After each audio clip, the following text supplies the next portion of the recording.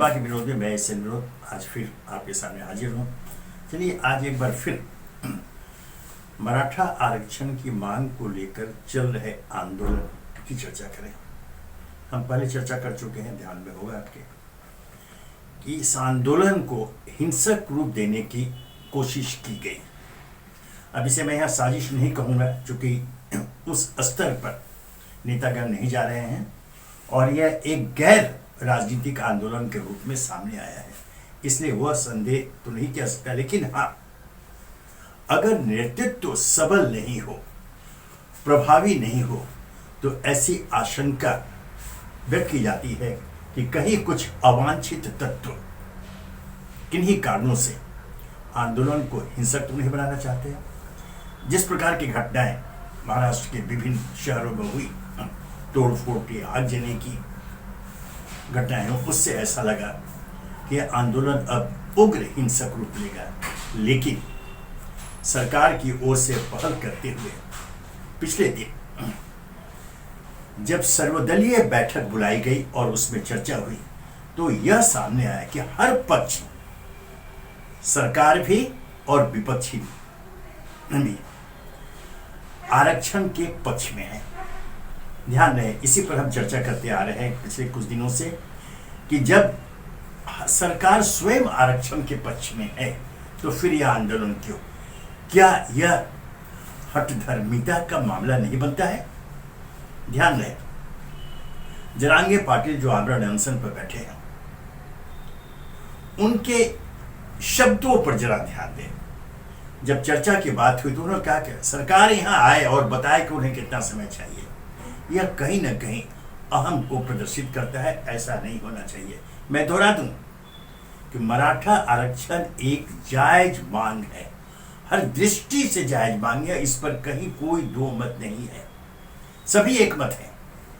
हाँ, कुछ प्रक्रिया ऐसी है, चूंकि सरकार चाहती है, सरकार ने कहा कि वो एक मजबूत आरक्षण सामने लाना चाहते हैं, ताकि भविष्य में अगर कोई इसकी न्यायिक समीक्षा हो तो इसमें कानूनी अड़चन सामने नहीं आए, जैसा पहले हुआ था। पहले आरक्षण दिया गया था, अदालती आदेश से वो निरस्त कर दिया गया। अब उन सब बातों को ध्यान में रखते हुए सरकार ने समिति बनाई है, समिति उस पर बातचीत कर रही है, आपसी बातचीत हो रही है, उसके बाद एक मसौदा तैयार होगा और लागू होगा। इसमें अगर फिर कोई राजनीति की बात आती है तो यह गलत होगा। लेकिन एक सुखद संकेत प्राप्त हो रहे हैं कि स्वयं आंदोलनकारी, उसका नेतृत्व भी और आम जो लोग उसमें शामिल हैं, वे राजनीति से दूर हैं और वे राजनीतिकों को भी दूर कर रहे हैं। अभी ठाणे में पिछले दिन आंदोलनकारियों के एक मंच पर एक नेता देखे गए, एक राजदल के नेता देखे गए। आंदोलनकारियों ने तत्काल उन्हें वापस बुला ले कि नहीं, आपकी मौजूदगी आनी चाहिए, ये कोई राजनीतिक आंदोलन नहीं है, इसे राजनीतिक स्वरूप प्रदान न किया जाए। ये एक बड़ी अच्छी बात है। इसका मतलब है कि आंदोलनकारियों का नेतृत्व उन सभी पहलुओं से अच्छी तरह वाकिफ है जिसका लाभ राजदल उठाते आए हैं। अगर नेतृत्व सक्षम हो, समझदार हो, ईमानदार हो, तो फिर राजनीति करने वालों की नहीं चलती। यहां फिर दोहराना देता हूं कि यह एक विशुद्ध रूप से एक सामाजिक न्याय का मामला है। महाराष्ट्र में मराठा समुदाय को आरक्षण देकर के उनके साथ न्याय करने की बात है, और यही कारण है कि सभी इस पर एकजुट है। फिर वही बात उठती है कि फिर इस तरह के आंदोलन क्यों? यहां पर कुछ बातें समझनी होगी। ध्यान रखें, जब जब ऐसे कोई आंदोलन होते हैं, यह तो एक सीमित, एक मराठा समुदाय तक सीमित है आंदोलन। मैं थोड़ा उसे विस्तृत रूप देते हुए याद दिलाना चाहूंगा 70 के दशक के मध्य में जब जयप्रकाश आंदोलन की शुरुआत हुई थी। ध्यान रखिए, जयप्रकाश नारायण जैसा व्यक्ति जब सामने आया था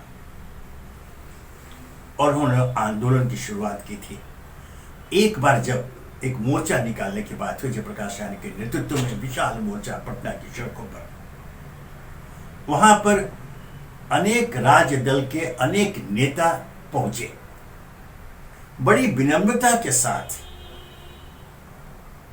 मोर्चा के संयोजकों ने हाथ जोड़कर उनसे विनती की कि कृपया आप इसमें शामिल न हो। यह कोई राजनीतिक आंदोलन नहीं है। और बड़े बड़े नेताओं को वहां से वापस कर दिया गया। मुझे याद है उसमें कर्पूरी ठाकुर भी थे, समाजवादी नेता, जो बाद में मुख्यमंत्री भी बने बिहार के, उन्हें भी वापस जाना पड़ा था, जो जेपी के नजदीक थे, लेकिन वे एक राजदल से जुड़े हुए थे, इसलिए उन्हें वापस दिया गया। यह एक अत्यंत ही अच्छा संकेत है।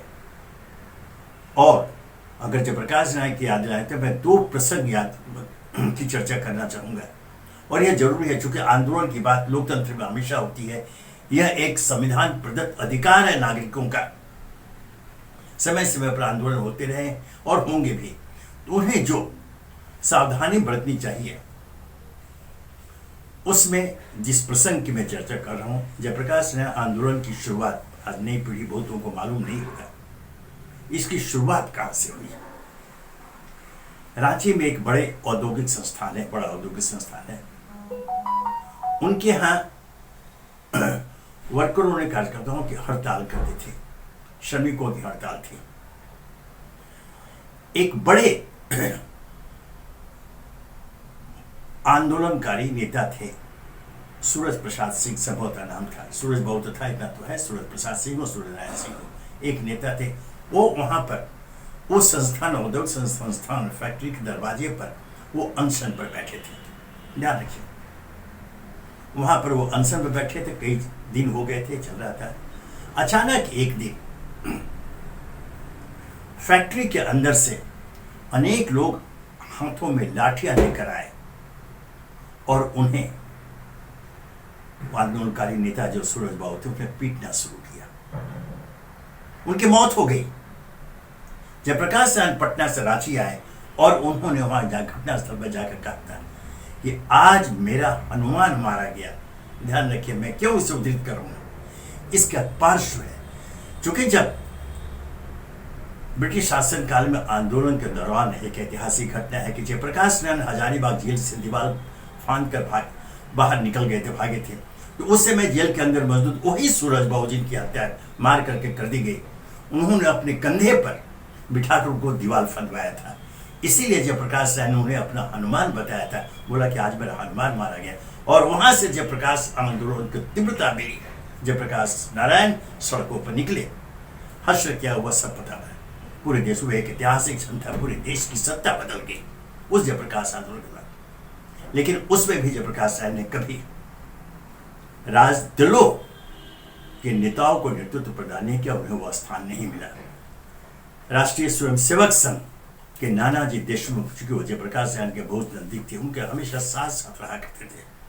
वो सक्रिय भूमिका अवश्य निभा रहे थे, लेकिन उसमें राजनीति नहीं थी। एक अवसर तो ऐसा आया जब नानाजी देशमुख ने जान पर खेल के जयप्रकाश नारायण की जान बचाई। आज वहां इनकम टैक्स चौराहा पटना बुलाता है, जहां जयप्रकाश नारायण की प्रतिमा भी स्थापित की गई है। वहां जब एक मोर्चा लेकर निकल रहे थे तो पुलिस ने उन पर प्रहार किया था और लाठी इस तरह मारी थी कि अगर वो सीधे उनके सिर पर पड़ता तो क्या कुछ होता है, कहानी हंसता। लेकिन तब बगल में मौजूद नानाजी देशमुख ने अपना हाथ आगे कर लाठी का वार अपने हाथों पर लिए, उनके हाथ की हड्डियां टूट गई थी। इस प्रकार उन्होंने जयप्रकाश नारायण की जान बचाई थी। और तब यह चर्चा हुई थी, वहां एक पुलिस अधिकारी का नाम सामने आया था कि क्या कहीं जयप्रकाश नारायण की हत्या की साजिश तो नहीं रची गई थी। ऐसी ऐसी बातें होती, काफी प्रचार हुआ था वो। लेकिन क्योंकि उस आंदोलन को कभी हिंसक नहीं होने दिया जयप्रकाश नारायण ने और अन्य नेताओं ने, आंदोलन सफल रहा। केंद्रीय नेतृत्व में परिवर्तन हुआ, सत्तारूढ़ कांग्रेस पार्टी सत्ता से बाहर हो गई और तब स्वयं इंदिरा गांधी अपना चुनाव हार गई थी। यह तथ्य इतिहास के पन्नों में दर्ज है। उस पीढ़ी के लोग मौजूद हैं, मेरे जैसे लोग मौजूद हैं जो चश्मदीद हैं। तो यह एक प्रमाण है, एक उदाहरण है कि जब आंदोलन अहिंसक हो, ईमानदारी से अपनी मांगों के समर्थन में आप कदमताल करते हैं, तो आपको आम जनता का समर्थन मिलता है और आंदोलन सफल होता है। इस मामले में भी क्योंकि बार बार दोहराया जा रहा है, फिर मैं भी दोहरा रहा हूं कि मराठा आरक्षण एक अत्यंत ही जायज मांग है। स्वयं सरकार भी स्वीकार कर रही है, विपक्ष जो आंदोलनकारी है वो तो वही है। तो एक सवाल उठता था कि जब दोनों इस बात को मानते हैं कि मांग जायज है तो फिर आंदोलन क्यों? इसके कारण मौजूद हैं। जैसा कि कहा गया था, पिछली बार जब आरक्षण की घोषणा हुई थी, अदालत ने उस आदेश को निरस्त कर दिया था, उसमें कई खामियां पाई थी। अब सरकार कुछ समय चाहती है। सरकार का कहना है कि हम एक फुल प्रूफ, एक मजबूत आरक्षण सामने लाना चाहते हैं, ताकि अगर कभी इसकी न्यायिक समीक्षा हो तो फिर यह निरस्त नहीं हो सके। यह एक ईमानदार प्रयास है, इसमें सरकार को साथ देना चाहिए। सर्वदलीय बैठक में भी यह चर्चा चली और सभी हुआ कि सभी इस मांग पर एकमत है कि आरक्षण मिलना चाहिए, लेकिन हाँ, कैसा आरक्षण? अब सवाल यह जरूर उठता है कि इसे किस रूप में लाया जाए। यह एक बड़ी चुनौती है सरकार के सामने, और सरकार ने इस चुनौती को स्वीकार कर ही, फिर दोहरा दूं कि 3 रिटायर्ड जजों की समिति बनाई है जो प्रारूप तैयार कर रही है, प्रमाण इकट्ठे कर रही है आरक्षण के पक्ष में। वो चाहती है कि एक मजबूत फुल प्रूफ आरक्षण सामने आए, लेकिन कहीं से भी इसमें अगर राजनीति का प्रवेश होता है तो फिर वो विफल हो जाएगी। इस बात को ध्यान दें। यह एक अच्छी बात है कि कल सर्वदलीय बैठक में भी इस बात पर ध्यान दिया गया। हालांकि 2 बातें इसमें हुई सर्वदलीय बैठक में। प्रथम तो शिवसेना उद्धव गुट को आमंत्रण नहीं देना। शुरू में जब इसकी आलोचना हुई, इस पर प्रहार हुआ, इसकी चर्चा हुई, तो बाद में उन्हें बुलाया गया, लेकिन शुरू में उन्हें निमंत्रण नहीं मिला था। यह एक चूक है सत्ता पक्ष की। ठीक है कि उसे उन्होंने सुधार लिया, अच्छी बात है, देर आया दुरुस्त है, उनको समझ में बात आ गई कि यह गलत हुआ और उसके। दूसरा, ये जो जरांगे पाटिल है जो अनसर पर बैठे हैं, उनके 2 वक्तव्य ऐसे आए हैं जिसमें अहंकार की बू आती है। वो नहीं हो जाए। एक तो उनका यह कहना कि यह लड़ाई आर पार की लड़ाई है, यह लड़ाई आर पार की लड़ाई है। ऐसे वक्तव्य राजनेता दिया करते हैं, राजदलों की ओर से आते हैं जब जब वैसे कुछ मौका है सत्ता के खिलाफ। लेकिन अगर एक गैर राजनीतिक जो अपने मंच पर किसी राजनेता को नहीं आने देता, उनकी मौजूदगी को बर्दाश्त नहीं करता, उसे निकाल बाहर करता है, उतार देता है मंच से, अगर वह इस तरह से करते हैं कि आर पार की लड़ाई है, तो यह गलत है। यह आंदोलन को एक गलत दिशा प्रदान कर सकती है, ध्यान रखिए। दूसरा, उनकी ओर से यह कहना, जब बातचीत हुई कि सरकार बातचीत करना चाहती है, सरकार की ओर से कहा गया कि आंदोलनकारी बातचीत करें, तो उनकी ओर से यह कहना कि यहां आए, मतलब सरकार उनके पास आए, यहां आए और बताएं कि उन्हें कितना समय चाहिए। यह हठधर्मिता है। बातचीत का अनेक रास्ते होते, कई रास्ते होते, प्रतिनिधि मंडल मिलते हैं, जाते हैं, मिलते हैं। इस मामले में आप तो राष्ट्रपति से मिलने तक की मांग कर दी गई है। अब वो मिलना चाहते हैं, राज्यपाल से मिल ही रहे, तो वह सब ठीक है। लेकिन इस तरह के अहम का प्रदर्शन ईमानदार आंदोलन को कलंकित कर देगा। संदेह के बादल निर्मित हो जाएंगे और उसमें से जो बारिश होगी वह सिर्फ संदेह संदेह और संदेह के होंगे। ऐसा नहीं करें। कई बार बातें उठी, अभी पिछले दिन हमारे कुछ पत्रकार मित्रों से चर्चा हो रही थी कि जरांगे पाटिल ये है कौन, राखी इस तरह से क्यों? बहुत सारी बातें, सब एक मत है कि ये सिर्फ राजनीति है, चुनाव नजदीक है, इस तरह का वातावरण तैयार कर, इसके पीछे कुछ लोग होंगे अवश्य। अगर ऐसा है तो यह आपत्तिजनक है, इसे छूट नहीं मिलनी चाहिए।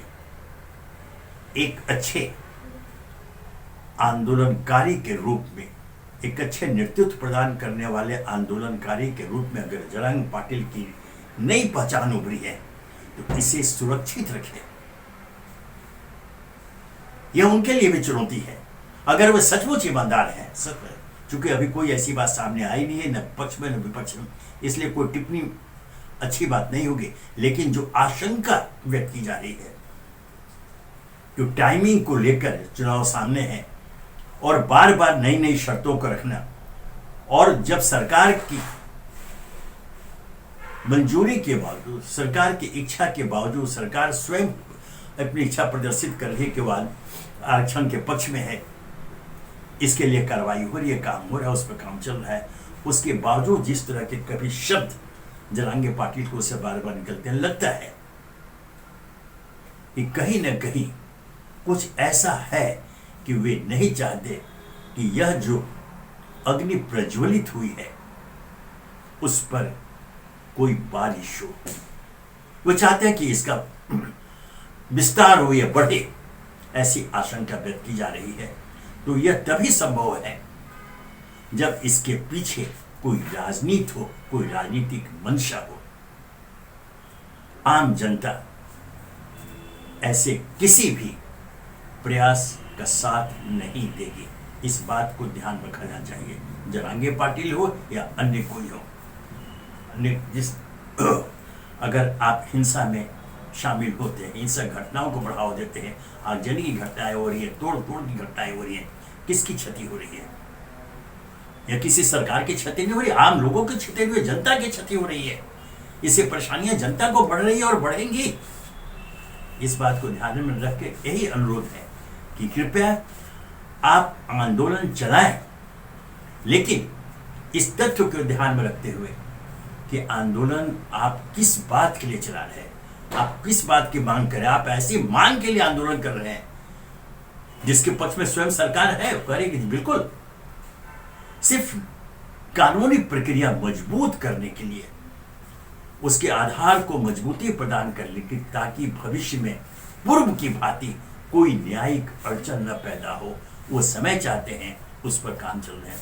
ऐसे में बेहतर होगा कि सरकार को समय दिया जाए, सरकार से बातचीत कीजिए और इस प्रकार हिंसक आंदोलन को बढ़ावा तो कतई न दे। ये अच्छी बात है, जैसे मैंने कहा, दोहरा दो, कुछ राजनेताओं को मन से उतारा गया, बहुत अच्छी बात है, बिल्कुल होना चाहिए। उसी प्रकार आप आंदोलन में राजनेताओं नहीं, किसी राजनीति का भी प्रवेश न होने दे, तब आपकी ईमानदार छवि सामने आएगी और आप एक अच्छे नेतृत्व प्रदान करने वाले व्यक्ति के रूप में स्थापित होंगे। अन्यथा आपको भी राजदलों की एक कठपुतली के रूप में इतिहास में दर्ज किया जाएगा। अगर आप इसके लिए तैयार हो तो ठीक है, अन्यथा आप कृपया तत्काल अपने समर्थकों को, अर्थात आंदोलनकारियों को, इस बात की चेतावनी दे दें कि किसी भी हिंसक घटनाओं में शामिल न हो, बल्कि अगर कोई अराजक तत्व, असामाजिक तत्व आंदोलन में घुसकर ऐसा करना चाहते हैं तो उनकी पहचान कर उन्हें दंडित किया जाए। कानूनी ढंग से सरकार की ओर से ऐसे प्रयास हो रहे हैं, अनेक लोगों को हिरासत में लिया गया, मामले दर्ज किए गए। और बड़ी अच्छी बात है कि हमारे उप मुख्यमंत्री देवेंद्र फडणवीस ने यहां तक घोषणा कर दी कि ऐसे किसी भी प्रयास करने वालों पर हत्या के प्रयास के मामले दर्ज किए जाएंगे। यह बड़ी अच्छी बात है। ऐसी कठोरता की आवश्यकता है, क्योंकि कोई भी व्यक्ति नहीं चाहेगा कि किसी आंदोलन के नाम पर उनके निजी जीवन को प्रभावित किया जाए। जो इस समय हो रहा है, मराठा आंदोलन की आड़ में अगर राजनीति करनी है, अगर कि कोई साजिश है, तो उसे समर्थन नहीं मिलना चाहिए। मांग को समर्थन पूरे प्रदेश का है, हर दल का है कि हाँ, मराठा समुदाय को आरक्षण मिले, इसमें कहीं दो मत नहीं है। फिर किस बात की परेशानी है? थोड़ी प्रतीक्षा कर लीजिए, थोड़ा समय दे दीजिए। सरकार जो समय चाह रही है वो आरक्षण के पक्ष में चाह रही है, उसे मजबूती प्रदान करने के लिए समय चाह रही है। फिर इसमें समय देने में अड़चन क्या है? हाँ, जिसमें कहते हैं कि वो बात करना जरांगे पाटिल की ओर से कि हाँ भाई बताएं और आर पार की लड़ाई, ऐसे शब्दों का प्रयोग न करें। इससे समाधान नहीं निकलेगा, बल्कि अड़चनें पैदा होंगी जो स्वयं मराठा समुदाय के हित में नहीं होगा। धन्यवाद।